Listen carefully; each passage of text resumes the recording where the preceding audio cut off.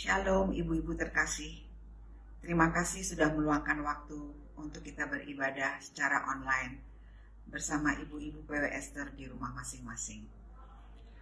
Terima kasih kepada Ibu Evangelis Cekano yang telah menyiapkan firman Tuhan untuk kita sore hari ini. Mari kita mulai ibadah ini dengan menyanyi dari SPL 111, Kini Saatnya.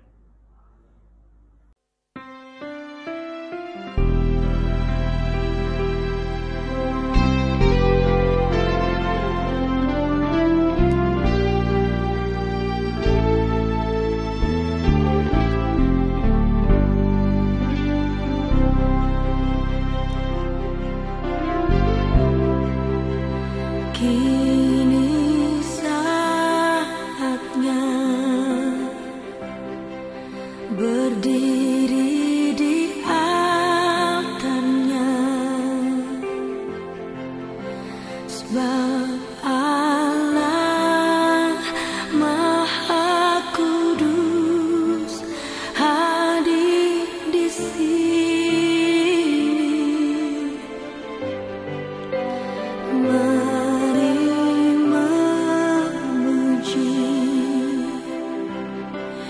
Angkat tangan menyembah, sebab Allah Maha Kudus hadir di sini. Kita masuk tahta sucinya bersama para malaikat menyembah.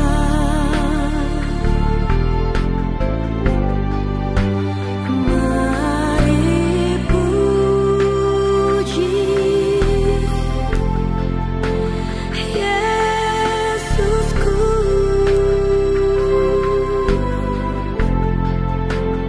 Kita masuk hadiratnya Maha Kudus.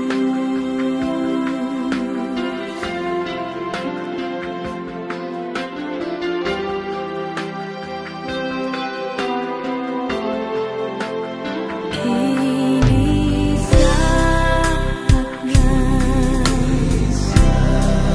berdiri di altarnya, sebab Allah Maha Kudus hadir di sini.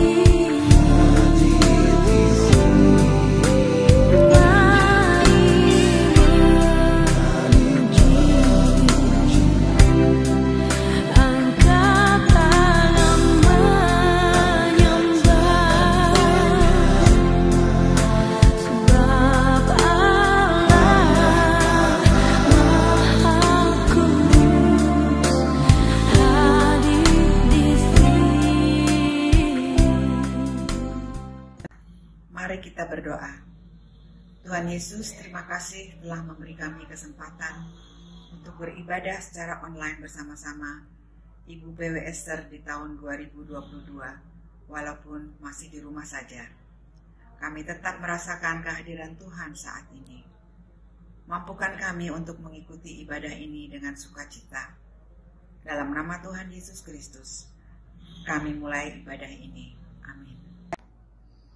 Mari kita memuji Tuhan kembali dari lagu rohani, Ku Yakin Saat Kau Berfirman.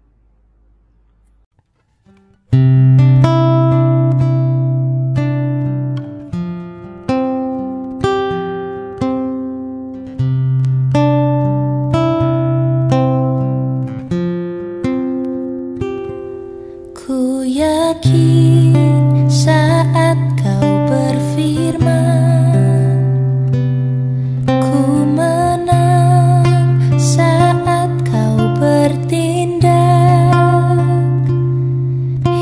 hidupku hanya ditentukan oleh perkataanmu.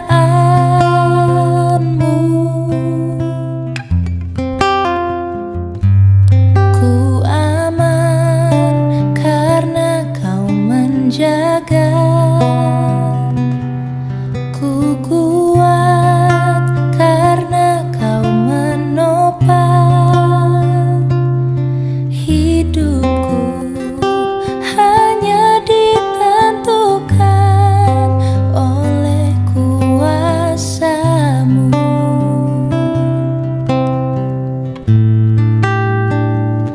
Bagi Tuhan tak ada yang mustahil. Bagi Tuhan tak ada yang tak mungkin. Mujizatnya disediakan bagiku. Ku diangkat dan dipulihkannya.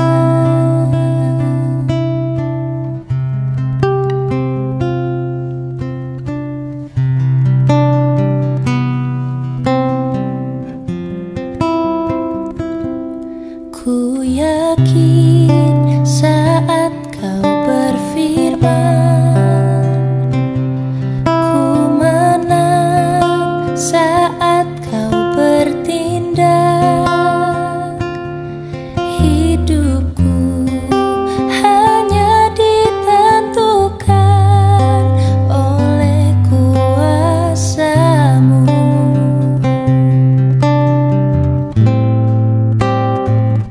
Bagi Tuhan tak ada yang mustahil. Bagi Tuhan tak ada yang tak mungkin.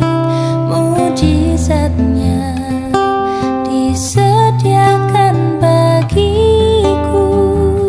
Ku diangkat dan dipulihkannya. Bagi Tuhan tak ada yang mustahil. Bagi Tuhan tak ada yang tak mungkin. Mujizatnya disediakan bagiku. Ku diangkat dan dipulihkannya. Ku diangkat dan dipulihkannya. Ku diangkat dan dipulihkannya.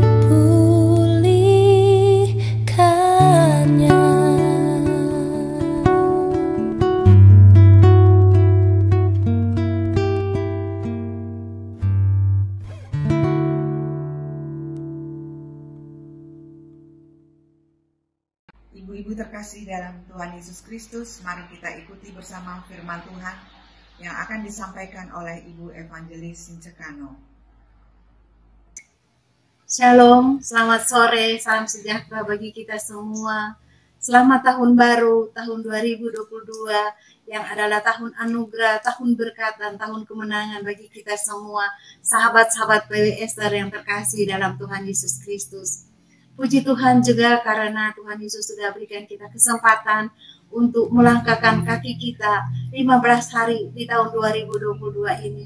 Dengan satu keyakinan bahwa Tuhan akan melindungi kita sepanjang tahun 2022 ini, pada siang hari dengan tiang awan dan pada malam hari dengan tiang api.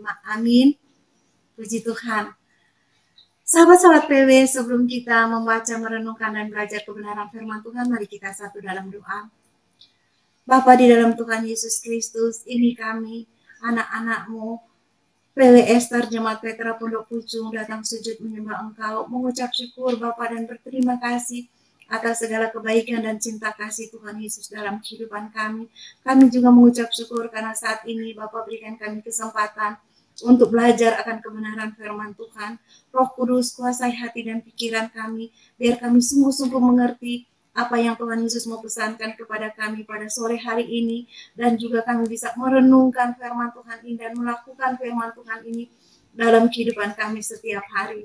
Hamba-Mu yang Tuhan percayakan untuk menyampaikan kebenaran firman Tuhan, Tuhan Yesus kuduskan, sucikan, agar anak-Mu layak untuk menyampaikan isi hati Tuhan bagi sahabat-sahabat Persekutuan Wanita PW Ester Jemaat Petra Pondok Pucung. Terima kasih Bapak. Bapak berfirmanlah, Bapak berkata-katalah, kami anak-anak-Mu sudah membuka hati kami dan siap mendengarkan akan firman Tuhan.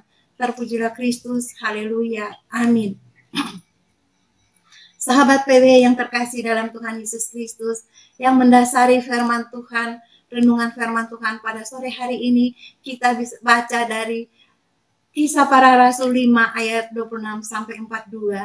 Dan yang kita baca saat ini hanya ayat 29b, dan saya minta kita baca bersama-sama. Demikian firman Tuhan, Kisah 5 ayat 29b. Kita harus lebih taat kepada Allah daripada kepada manusia. Kita baca sekali lagi. Kita harus lebih taat kepada Allah daripada kepada manusia.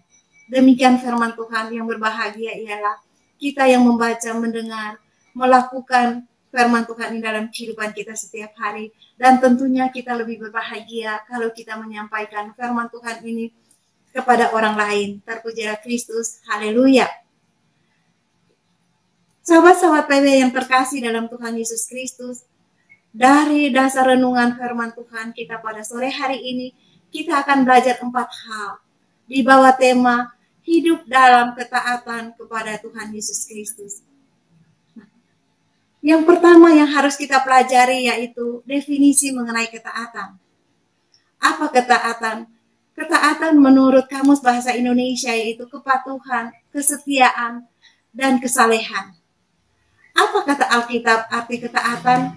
Konsep ketaatan baik dalam Perjanjian Lama maupun Perjanjian Baru, yaitu itu ada sangat erat kaitannya dengan mendengar atau mendengarkan kepada otoritas yang lebih tinggi dari kita. Dalam artian bahwa ketaatan kepada Allah berarti mendengar, percaya, tunduk dan berserah kepada Allah dan firman-Nya. Itu adalah arti ketaatan versi Alkitab. Dan yang kedua, apakah arti ketaatan kepada Tuhan? Sahabat-sahabat, kita bisa baca dari Roma 6 ayat 15 sampai 18. Jadi bagaimana? Apakah kita akan berbuat dosa karena kita tidak ada di bawah hukum Taurat, tetapi di bawah kasih karunia? Sekali-kali tidak. Apakah kamu tidak tahu bahwa apabila kamu menyerahkan dirimu kepada seseorang sebagai hamba untuk mentaatinya, kamu adalah hamba orang itu yang harus kamu taati, baik dalam dosa yang memimpin kamu kepada kematian, maupun dalam ketaatan yang memimpin kamu kepada kebenaran? Tetapi syukurlah kepada Allah, dahulu memang kamu hamba dosa, tetapi sekarang kamu dengan segenap hati telah mentaati pengajaran yang telah diteruskan kepadamu. Kamu telah dimerdekakan dari dosa dan menjadi hamba kebenaran. Dari firman ini menjelaskan bahwa kita menjadi hamba dari orang yang kita taati, di mana hanya ada 2 pilihan. Kalau kita taat kepada dosa, kita adalah hamba dosa. Tetapi kalau kita taat kepada Allah, kita adalah hamba Allah. Jelas sekali firman Tuhan ini mengatakan bahwa tentunya tidak mungkin kita dengan sungguh-sungguh melayani Tuhan, sedangkan hati kita tidak taat kepada perintah dan ketetapan Tuhan. Tidak penting aktif dalam setiap kegiatan pelayanan kerohanian, baik di gereja maupun di dalam satu komunitas. Kalau hati kita ini masih ada dendam, hati kita masih ada iri hati kita ini masih ada rasa egois atau mementingkan diri sendiri, atau hati kita ini masih ada kepahitan, atau kita merasa kita lebih baik, kita lebih berharga daripada orang lain, ini adalah sia-sia. Yang terpenting adalah ketaatan kita kepada Tuhan Yesus. Karena ketaatan kita dan kepada siapa kita taati yang menentukan siapa sebenarnya yang kita layani. Sebagaimana firman Tuhan tadi. Kalau kita taat kepada dosa, kita adalah hamba dosa. Kalau kita taat kepada Allah, kita adalah hamba Allah. Sahabat PW yang terkasih, agar lebih jelas lagi apa ketaatan kepada Tuhan, saya memberikan contoh dua tokoh dari Perjanjian Lama, yaitu Raja Saul dan juga Abraham. Yang pertama, Raja Saul. Firman Tuhan dalam 1 Samuel menyatakan mengenai kebangkitan dan kejatuhan Saul.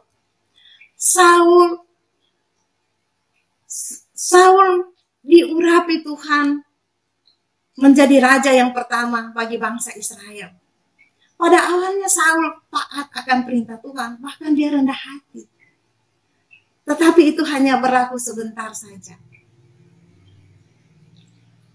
Segera dia menjadi orang yang sombong dan beralih dari takut akan Tuhan menjadi takut kepada bangsa Israel. Sebagai contoh, ketika mereka akan mempersembahkan persembahan bakaran dan Nabi Samuel terlambat, akhirnya Raja Saul mengambil inisiatif untuk mempersembahkan korban bakaran itu. Karena bangsa Filistin sudah menanti mereka untuk berperang. Di sini kita lihat bahwa Raja Saul tidak mengikuti perintah Tuhan. Walaupun dia seorang raja, tapi dia otoritas untuk memberikan persembahan sebagai korban bakaran itu adalah seorang nabi. Ini adalah ketidaktaatan Saul yang pertama. Ketidaktaatan Saul yang kedua, bahwa ketika Allah berfirman melalui Samuel bahwa Allah menyuruh Saul untuk berperang, bangsa Israel berperang melawan Amalek, dan Tuhan berjanji bahwa Tuhan akan memberikan kemenangan dengan satu syarat, bahwa semuanya harus dimusnahkan atau ditumpas. Dan benar, pertama kali Saul taat, dia berperang dengan bangsa Amalek, dan Allah menepati janjinya memberikan kemenangan. Tetapi Saul ingkar janji. Firman Tuhan bahwa semua dimusnahkan, baik manusia maupun hewan.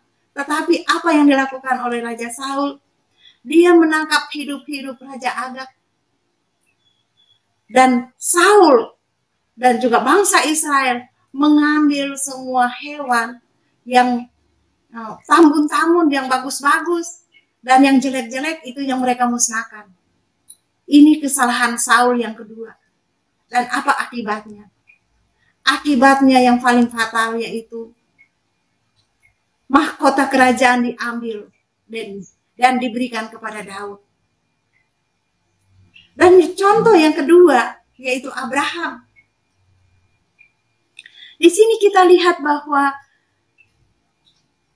ketika Sarah melahirkan Ishak, yaitu anak perjanjian, anak tunggalnya Sarah dengan Abraham, dan Allah berfirman kepada Abraham untuk mempersembahkan, membawa Ishak menjadi korban bakaran.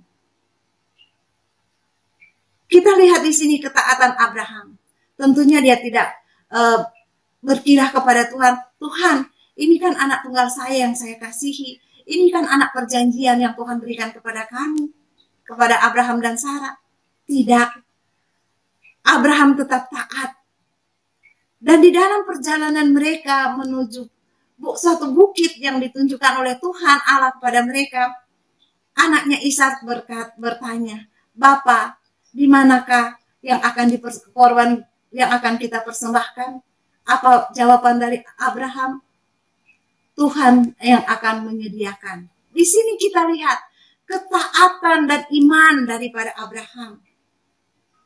Dia beriman bahwa Tuhan akan menyediakan yang akan dikorbankan. Dan benar, ketika Abraham sudah menyiapkan, semuanya sudah siap, dan dia mau menyembelih Ishak anaknya, malaikat Tuhan datang.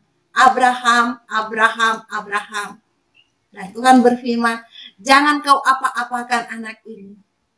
Dan dia melihat ke belakang bahwa ada domba jantan yang Tuhan sudah sediakan.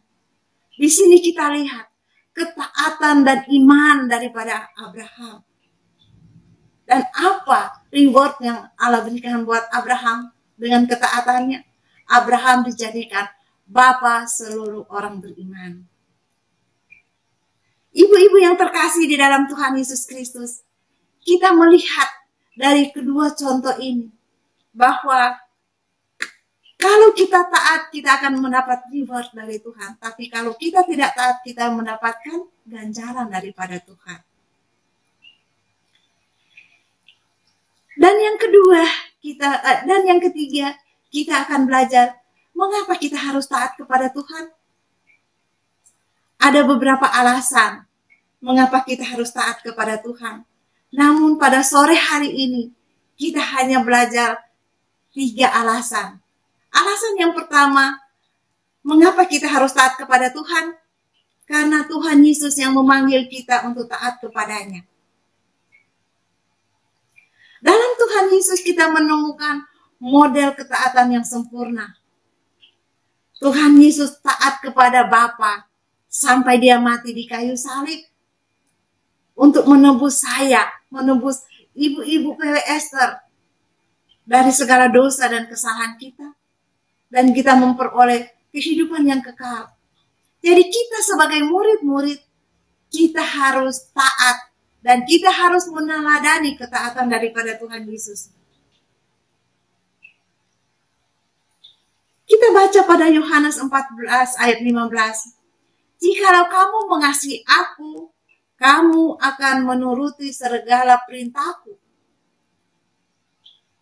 Jadi hanya ada 2. Kalau kita mau taat kepada Tuhan, berarti kita harus melakukan firman Tuhan. Kita harus mengasihi Tuhan. Kalau kita tidak taat, berarti kita tidak mengasihi Tuhan. Jadi hanya ada 2 pilihan. Mau taat, kita mengasihi Tuhan. Kalau kita tidak mengasihi Tuhan, berarti kita tidak taat akan perintahnya. Itu alasan yang pertama. Alasan yang kedua, ketaatan adalah tindakan ibadah. Firman Tuhan sangat menekankan tentang ketaatan. Yang perlu dan sangat penting kita ketahui bahwa kita orang percaya, kita mendapatkan keselamatan, kita dijadikan orang benar, kita bukan karena kepatuhan kita, tetapi kita diselamatkan, kita menjadi orang benar karena karunia Allah, dan itu kita peroleh dengan cuma-cuma karena Allah begitu mencintai kita, begitu Allah mengasihi kita. Yang perlu digarisbawahi bahwa ketaatan kita sebagai umat Kristen yang sejati adalah mengalir dari hati, yang mengucap syukur atas anugerah yang Tuhan berikan kepada kita. Anugerah apa yang Tuhan berikan kepada kita? Anugerah yang terbesar, yaitu Allah menyuruh anaknya yang tunggal datang ke dunia, mati disalibkan, menebus kita dari segala dosa-dosa kita. Dan kita memperoleh keselamatan. Amin. Puji Tuhan. Kita bisa baca pada Roma 12 ayat 1. Karena itu saudara-saudara, demi kemurahan Allah aku menasihatkan kamu, supaya kamu mempersembahkan tubuhmu sebagai persembahan yang hidup, yang kudus dan berkenan kepada Allah. Itu adalah ibadahmu yang sejati. Jadi jelas di sini, ketaatan, mengapa kita taat kepada Tuhan? Karena itu merupakan salah satu ibadah kita. Itu adalah ibadah yang sejati kita kepada Tuhan. Dan yang ketiga, mengapa kita harus taat kepada Tuhan?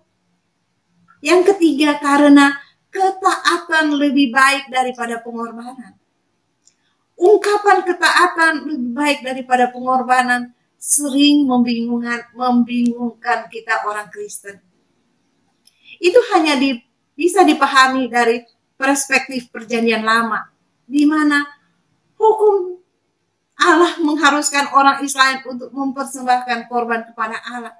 Tetapi pengorbanan dan persembahan itu tidak tidak pernah dimaksudkan untuk menggantikan ketaatan. Jadi kita harus mengerti bahwa ketaatan itu lebih baik daripada pengorbanan. Itu 3 hal alasan mengapa kita harus mengasihi atau taat kepada Allah.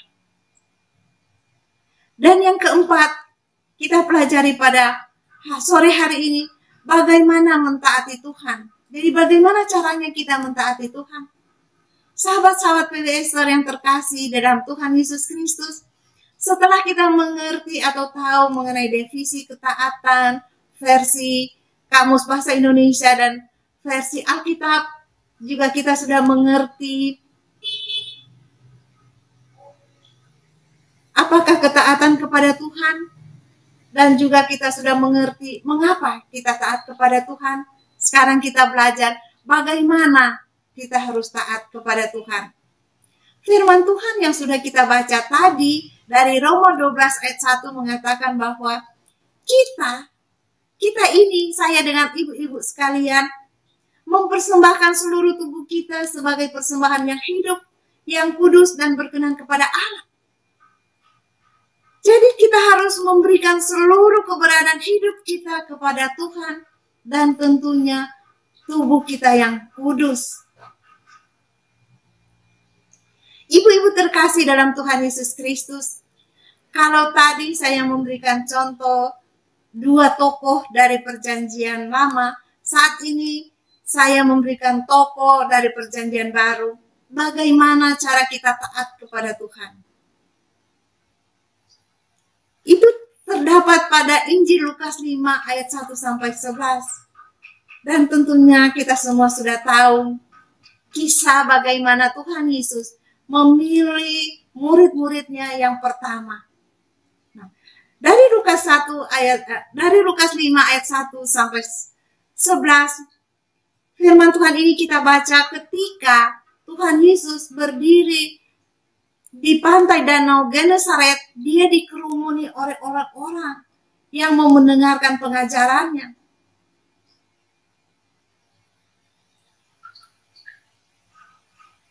Saat itu dia melihat ada 2 perahu dari nelayan. Tetapi nelayan-nelayannya sudah turun dan mereka membersihkan jala. Tuhan Yesus naik ke salah satu perahu, yaitu perahunya Simon Petrus. Dan dia mulai mengajar dari perahu itu. Dan setelah dia selesai mengajar, dia perintahkan kepada Petrus untuk menolak atau Petrus membawa perahunya ke tempat yang lebih dalam untuk menangkap ikan. Ini perintah daripada Tuhan Yesus kepada Simon Petrus. Dan apa respon daripada Simon Petrus? Dia mengatakan, Simon mengatakan kepada Tuhan Yesus, "Guru, setelah sepanjang malam kami bekerja keras dan kami tidak menangkap apa-apa, tetapi karena Engkau yang menyuruhnya, aku akan menebarkan jala juga." Di sini kita lihat ketaatan dari Simon. Sebenarnya Simon bisa berdalih bahwa soal tangkap-menangkap ikan itu adalah ahli mereka sebagai nelayan. Dan juga biasanya menangkap ikan itu pada waktu malam, bukan pada waktu siang. Tetapi di sini kita melihat ketaatan daripada Simon Petrus.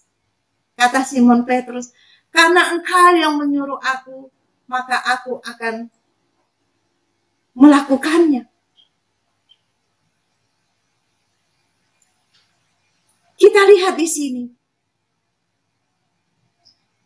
apa reward yang Tuhan berikan kepada Simon atas ketaatannya.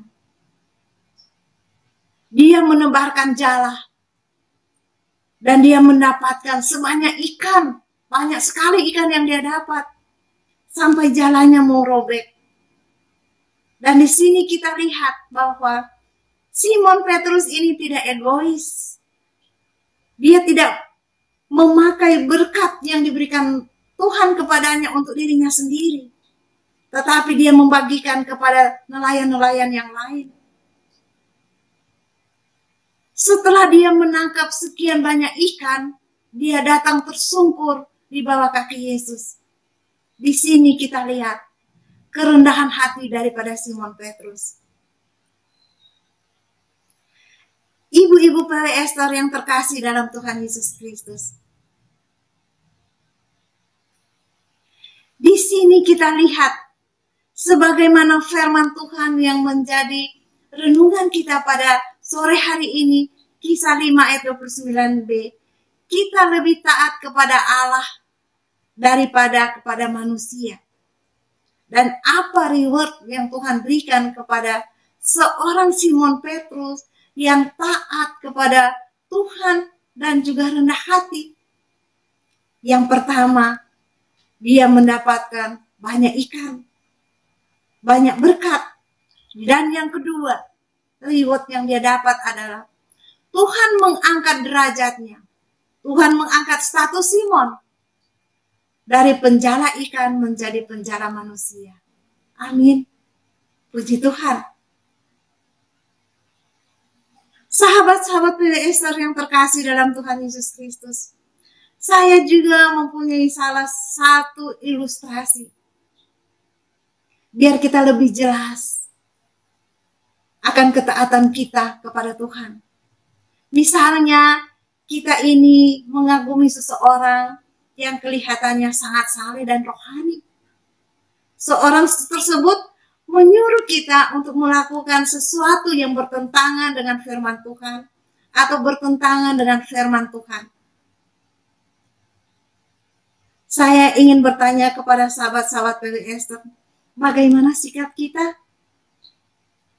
Tentunya tanpa berpikir panjang kita akan menjawab, tidak dong. Karena kan firman Tuhan bilang apa? Kita lebih taat kepada Allah daripada manusia. Tetapi saat ini saya berikan kesempatan kepada kita untuk merenung. Jangan langsung kita jawab. Kita merenung. Kalau saat ini kita diperhadapkan seperti itu, orang yang kita kagumi, orang yang kita panuti, memberikan perintah kepada kita yang bertentangan dengan firman Tuhan. Apa yang kita lakukan? Ya, benar. Kita akan mengikuti perintahnya. Atau kita taat kepadanya. Karena apa? Karena status orang tersebut. Sahabat-sahabat PW Esther yang terkasih dalam Tuhan Yesus Kristus.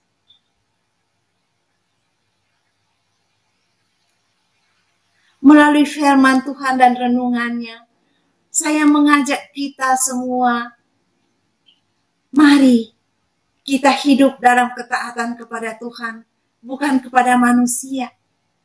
Walaupun di sana ada pengorbanan.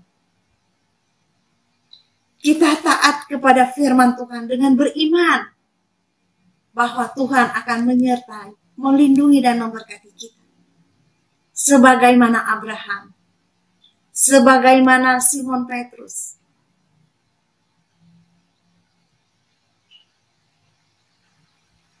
Tuhan Yesus menghendaki agar kita lebih taat kepada Allah daripada kepada manusia.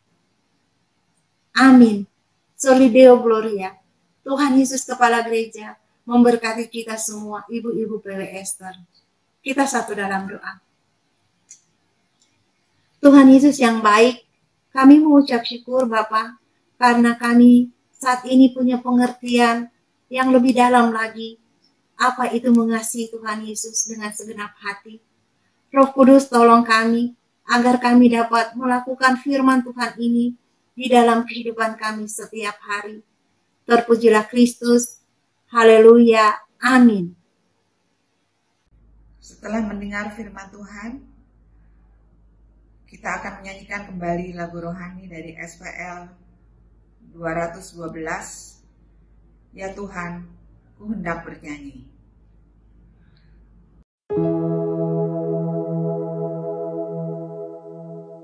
Inilah yang ku renungkan setiap waktu, nyanyian pujian dan pengagungan kepadamu.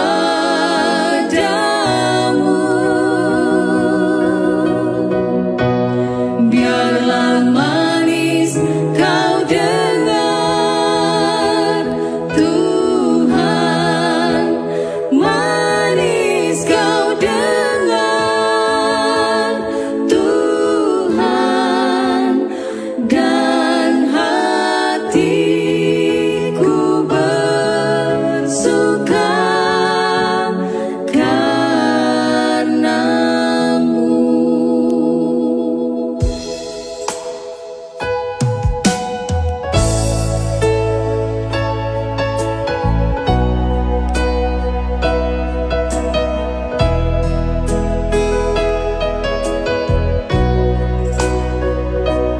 Ya Tuhanku, aku hendak bernyanyi bagimu selama aku hidup. Ya Allahku, aku hendak bermazmur bagimu selagi ku ada.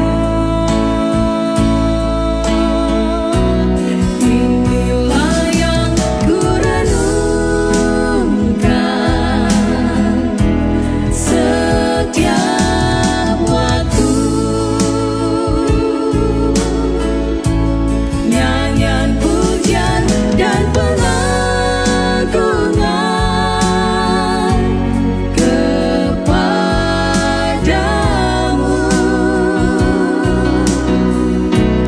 Biarlah manis kau dengar, Tuhan, manis kau dengar, Tuhan, dan hatiku bersuka karenamu. Inilah yang ku renungkan setiap waktu, nyanyian pujian dan pengagungan kepadamu.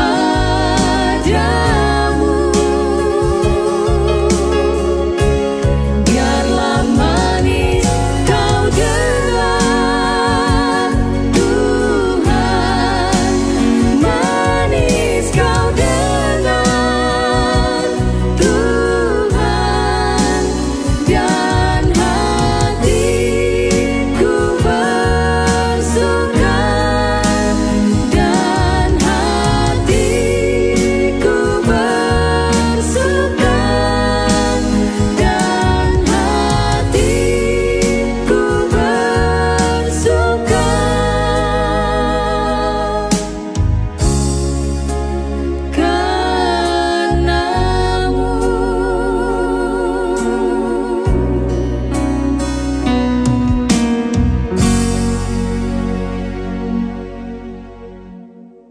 Terima kasih Tuhan Yesus atas kesempatan yang Tuhan berikan kepada kami.